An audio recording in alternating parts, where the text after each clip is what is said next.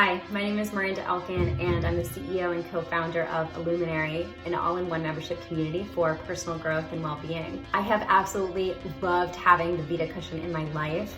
As an entrepreneur and a business school student, I spend hours and hours a day on my computer, and I use the VidaCushion and I put it in my chair to be able to stay alert and focused during the day, and I use the mental fatigue setting for that, and it's been amazing. Also, at the end of the day, when I'm trying to relax from my very busy day, using the meditative setting while I'm on the couch, just sinking in and trying to ground in, has been really a nice way to de-stress from the day. And also I've been using it in our Luminary Moon rituals, where I'm sitting with members and leading them through guided meditations.